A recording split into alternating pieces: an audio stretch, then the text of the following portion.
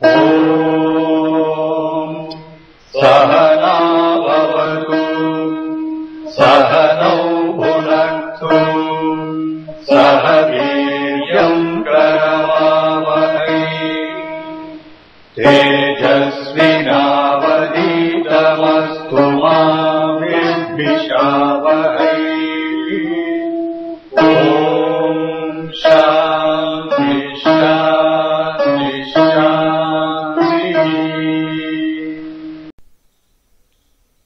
जय गुरुदेव। गुरुर्ब्रह्मा गुरुर्विष्णु गुरुदेवो महेश्वरः। गुरुः साक्षात् परम ब्रह्म तस्मै श्री गुरुवे नमः। अर्चनी वंदनी प्रातः स्मरणी परम पूजनी गुरुदेव के चरणों में बारंबार वंदन कर आरंभ करते हैं।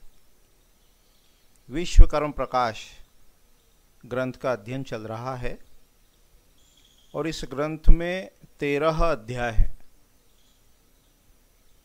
अभी 10वें अध्याय का अध्ययन चल रहा है जिसके लगभग 29 श्लोक हो चुके हैं। इस ग्रंथ के उपरांत अपना विचार है कि अपन सम्रांगण सूत्रधार इस ग्रंथ को आरंभ करेंगे। इसमें 13 अध्याय हैं अभी विश्वकर्मा प्रकाश में, और सम्रांगण सूत्रधार बड़ा ग्रंथ है, उसमें 84 चैप्टर्स हैं। तो यहाँ विश्वकर्मा प्रकाश को अब आगे देखने का प्रयास करते हैं। 10वां अध्याय, इसका नाम गृह प्रवेश विधि है, गृह प्रवेश विधि रादर। तो इसमें ये कहा है कि देखो 30वें श्लोक में कि अभिजीत और श्रवण नक्षत्र के मध्य में सूतिका ग्रह में प्रवेश करे। राजा और ब्राह्मणों को सूतिका ग्रह में प्रवेश नहीं करना चाहिए। सूतिका ग्रह वो है कि जब वो लेडी प्रेग्नेंट होती है, डिलीवरी होने वाली रहती है, उससे लेके बाद का जो समय रहता है सूतिका, जब वो प्रसव हो जाता है उसके बाद महीने सवा महीने जब भी वो वहाँ जिस कमरे में रहती है उसके संदर्भ में ये बताया गया है।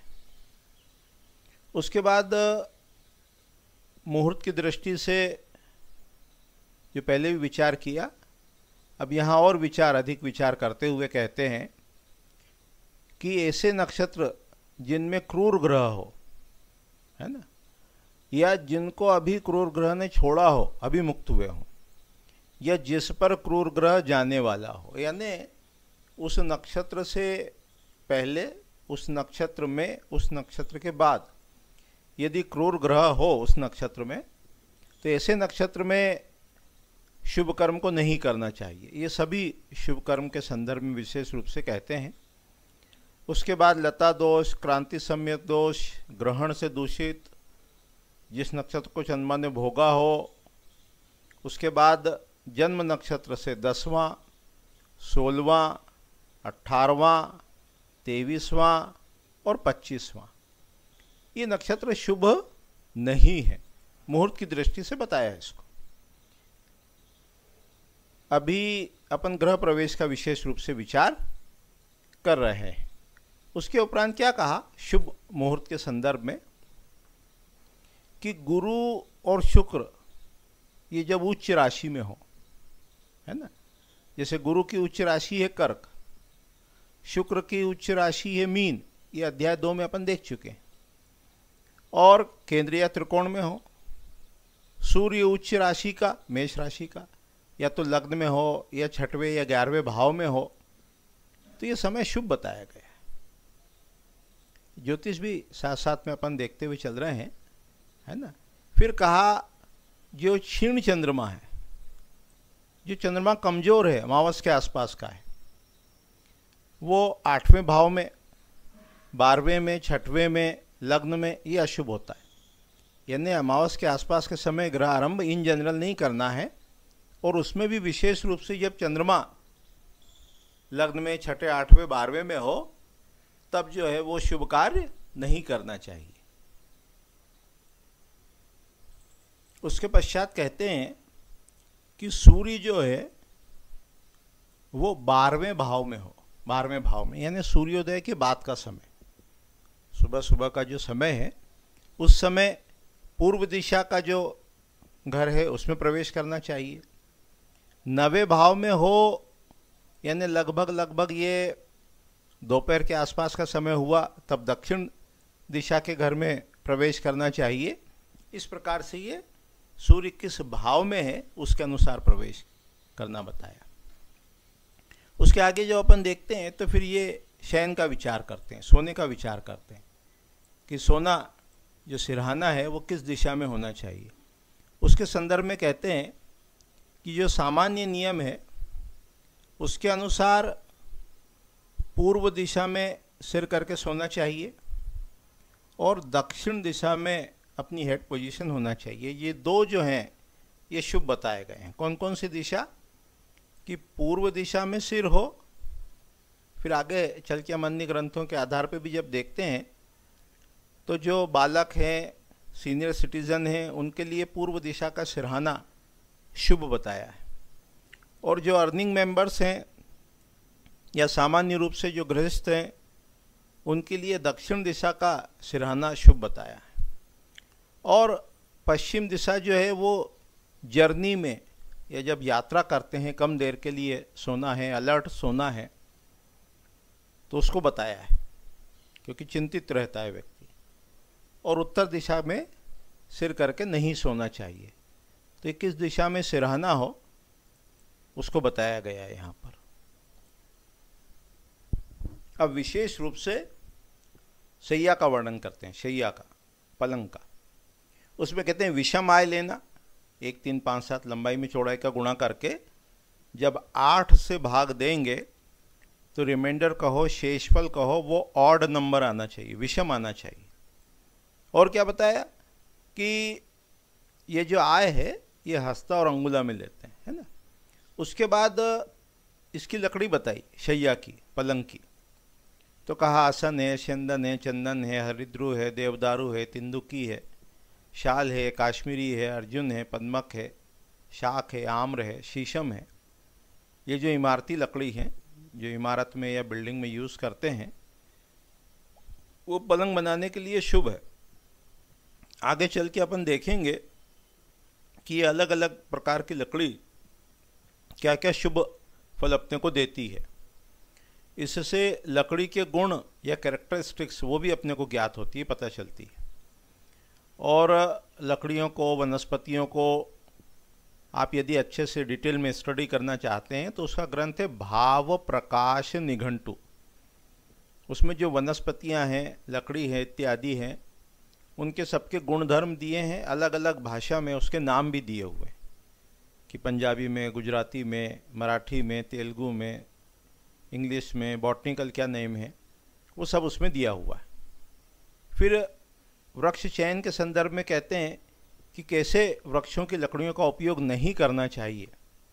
उसमें कहते हैं कि जिस पे बिजली गिर गई हो, जो जल से, पानी से, हाथी से गिराया गया हो, जिस वृक्ष पर मधुमक्खी का छत्ता हो, मांसाहारी पक्षी जिस पे निवास करते हों, जो वृक्ष चैत्य में, शमशान में उगे हों, जो रास्ते के वृक्ष हों,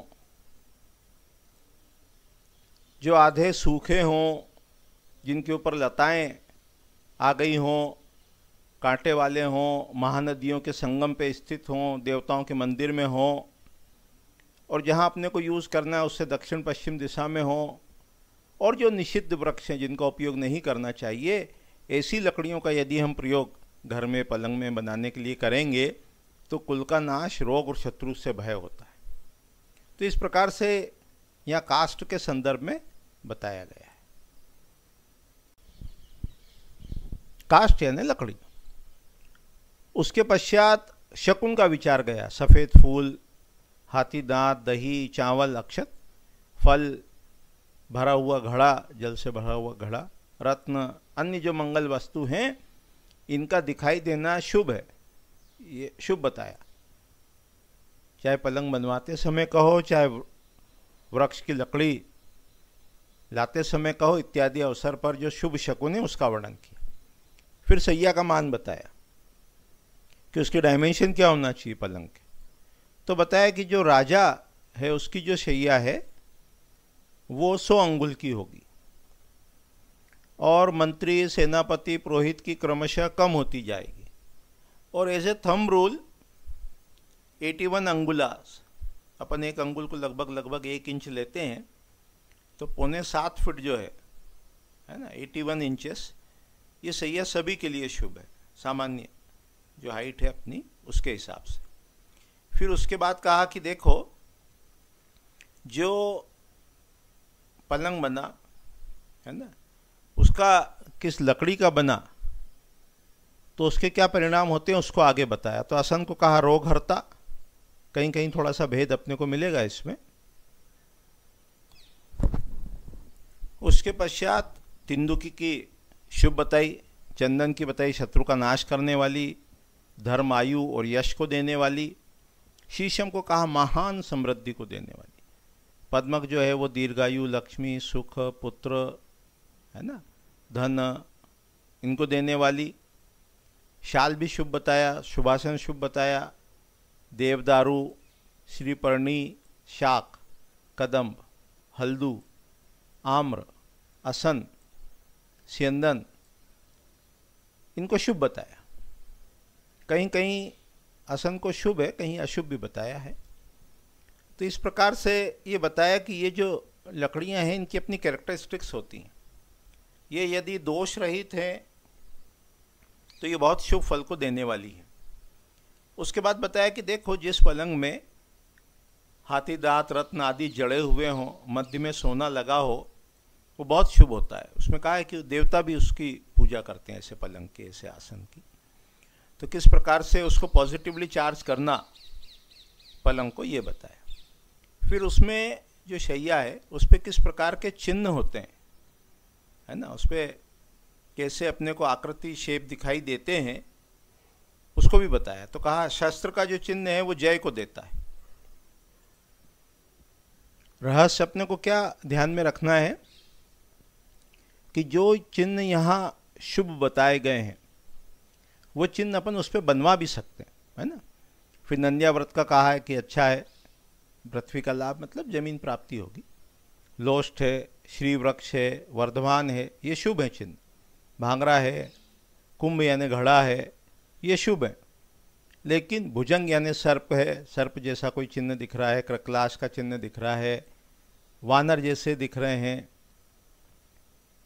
कौवा है, मगर है, पाश है, बाज है, इनके चिन्ह जो है वो अशुभ होते हैं, अशुभ होते हैं। उसके बाद आगे बताया कि सफ़ेद है, समान है, सुगंध है, चिकने हैं, तो ये शुभ है। और जब पाए के अंदर जो उसके पैर होते हैं उसमें यदि एक ही चिन्ह है तो शुभ है, अधिक है तो वो दोषकारक है। उसके बाद बताते हैं कि जो छिद्र हो, छेद हो, गठान हो, या जैसा उस लकड़ी का रंग होना चाहिए वैसा रंग न हो, विवर्ण हो, तो उसका परिणाम शुभ नहीं बताया, वो अशुभ है ना।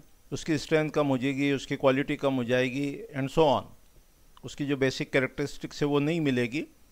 तो कहा ऐसा दोष यदि उसके सिर या पैर में है तो रोग होगा। घड़े में है, पैर पर है, तो कहा मुख में रोग होगा।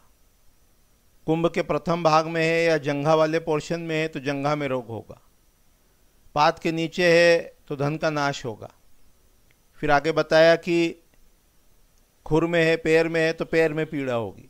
तो इस प्रकार से जहां वो दोष है वहां उसका दुष्परिणाम प्राप्त होता है। तो इस प्रकार से आज की इकाई, आज के पाठ में अपन ने किस प्रकार की काष्ठ का उपयोग शैया या पलंग बनवाने में करना चाहिए और किस प्रकार के मुहूर्त या दोष और दुष्परिणाम होते हैं, इसको देखने का, समझने का प्रयास किया। आगामी पाठ में इस विषय को और आगे बढ़ाएंगे और देखने समझने का प्रयास करेंगे। जय गुरुदेव, जय गुरुदेव।